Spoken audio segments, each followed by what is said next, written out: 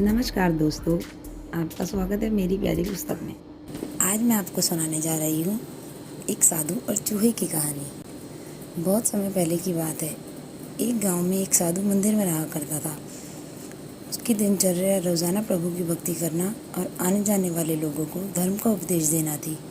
गांव वाले भी जब भी मंदिर आते तो साधु को कुछ न कुछ दान में दे जाते थे, इसलिए साधु को भोजन और वस्त्र की कभी कोई कमी नहीं होती थी। रोज़ भोजन करने के बाद साधु बचा हुआ खाना छींके में रखकर छत से टांग देता था।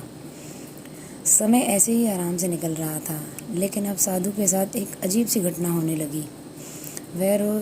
वह जो खाना छींके में रखता था गायब हो जाता था। साधु ने परेशान होकर इस बारे में पता लगाने का निर्णय लिया।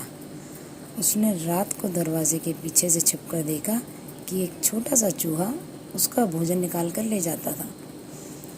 दूसरे दिन उसने छींके को और ऊपर कर दिया ताकि चूहा उस तक ना पहुंच सके, लेकिन यह उपाय भी काम नहीं आया। उसने देखा कि चूहा और ऊंची छलांग लगाकर छींके पर चढ़ जाता और भोजन निकाल लेता था।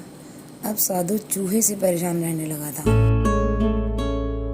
एक दिन उस मंदिर में एक भिक्षुक आया।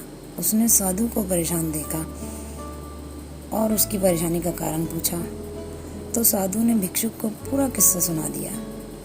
भिक्षुक ने साधु से कहा कि सबसे पहले यह पता लगाना चाहिए कि चूहे में इतना ऊंचा उछलने की शक्ति कहाँ से आती है। उसी रात भिक्षुक और साधु दोनों ने मिलकर पता लगाना चाहा कि आखिर चूहा भोजन कहाँ ले जाता है। उसी रात भिक्षुक और साधु दोनों ने मिलकर पता लगाना चाहा कि चूहा भोजन कहाँ ले जाता है।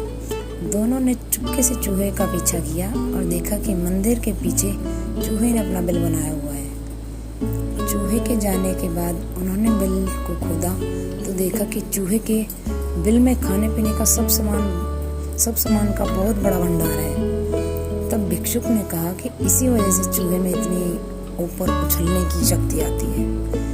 उन्होंने उस सामग्री को निकाल लिया और गरीबों में बांट दिया। जब चूहा वापस आया तो उसने देखा कि उसने वहां पर सब कुछ खाली पाया। तब उसका पूरा आत्मविश्वास समाप्त हो गया। उसने सोचा कि वह फिर से खाने पीने का सामान इकट्ठा कर लेगा। यह सोचकर उसने रात को छींके के पास जाकर छलांग लगाई, लेकिन आत्मविश्वास की कमी के कारण वह नहीं पहुंच पाया और साधु ने उसे वहां से भगा दिया। तो दोस्तों, इस कहानी से हमें यह सीख मिलती है कि संसाधनों के अभाव में आत्मविश्वास की कमी हो जाती है। इसलिए जो भी संसाधन आपके पास हो उसका ध्यान रखना चाहिए।